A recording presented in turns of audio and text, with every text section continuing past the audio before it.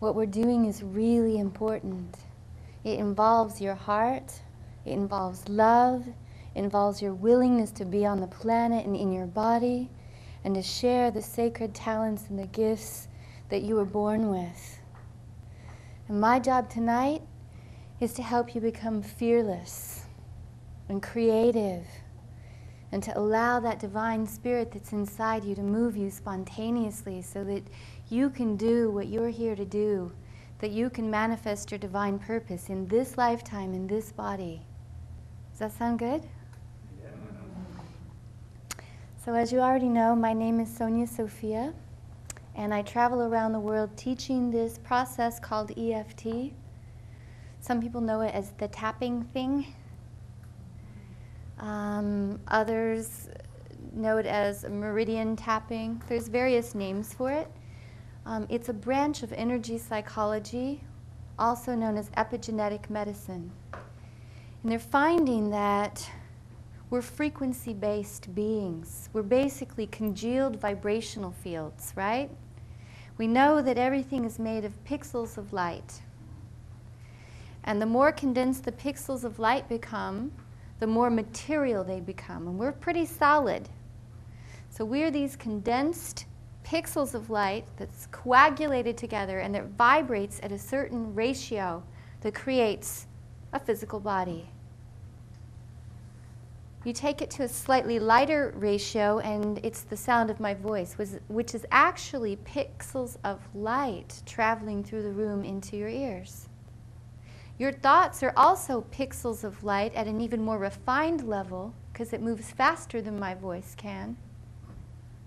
And they're emanating from your head right now and interfacing and overlapping with other thoughts and energy fields in this room. So we're vibrational beings. All the colors that you see are vibrations. All the sounds that you'll ever hear are vibrations. All the foods that you're eating, they're vibrations, either slowed down or sped up. So what we're finding is that if you fix something at a vibrational level, you're actually shifting the blueprint in the matrix that is congealing around to create a physical reality. So we know this by using our thoughts to manifest things. So we ask in our hearts for something to happen, we pray about it, we say this is our intention, and that puts a waveform on the matrix for matter to start congealing around until it manifests in 3D reality and someone hands it to you. You stumble on it, you get the phone call, you get the email, you get the package, right? But it started up here by a request, which is altering the matrix. Your body functions on the same principles. So tonight, we're going to learn how to manifest what you need in your body, what you need in your heart, what you need in your life. You can apply this technology to any area of your life. So you're going to leave with a tool that you can use for the rest of your life to manifest anything that you're lacking or that you're mismanifesting and you're not enjoying the misfire or the repetition of something that's like, oh, I can't believe I did it again, I did it again, I did it again. It's like a lot of us are on that spin cycle. Are you familiar with that repeat cycle? Yes or no? I want to hear you. Yes? Okay, so you've, dropped a relationship only to find that the next person is so much like them, even though they look really different on the outside. Or you quit a job for certain reasons, the new job seems great, and then you realize, oh my gosh, the same dynamic with another person is being acted out, right? Or you stop a habit and you find that you've got a new habit cropping up in a certain area that has the same characteristics. So my experience as a healer is that these habits and these patterns are created because the unconscious has a need for a certain experience because that experience at a core level has not been dealt with yet. So we do it again and again and again. And if you look into your parents' lives, you'll see that they repeated a lot of the same patterns that their parents did.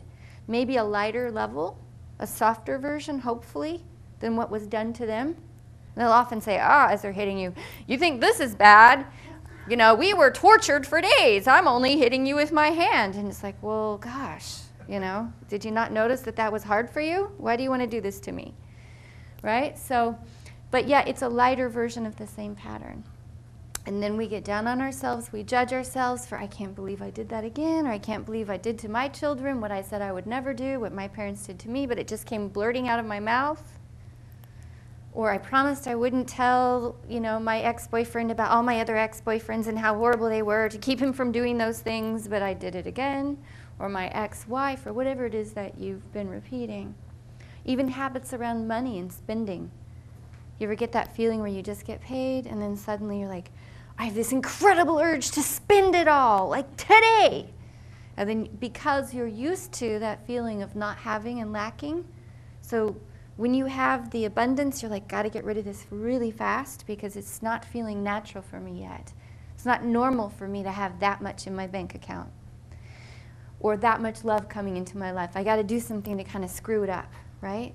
So these patterns repeat and repeat because you haven't put love on the original template yet. And this is what we mean by karma. Okay, karma isn't something that you're being punished for from another lifetime. It's just simply a lesson that you haven't fully integrated with some form of acceptance or love or forgiveness because you feel so dreadful about it, or you feel so wronged, or you feel so right. And it repeats until something is melted with unconditional love. So what we're going to do tonight is we're going to find where we've been lapping around the track over and over and over on whatever subject that you want to work on. And I'm going to show you how to dissolve it in your neural network, in your brain tissue, through using the electrical field of your body through the acupuncture meridians, and how to dissolve it with the infinite grace of unconditional love, which is the root practice of every spiritual practice that's worth its salt. You boil down Christianity and you'll find love one another at the core. You boil down the Muslim religions, you'll find to love is at the core. All the sacred practices go down to that. Okay, so you don't need to change your belief system, whatever belief you have around the divine or whatever deities or whatever non-believing you have, leave it as it is. Have it. Just function with the practice of unconditional love tonight and you'll have a miracle inside your own body.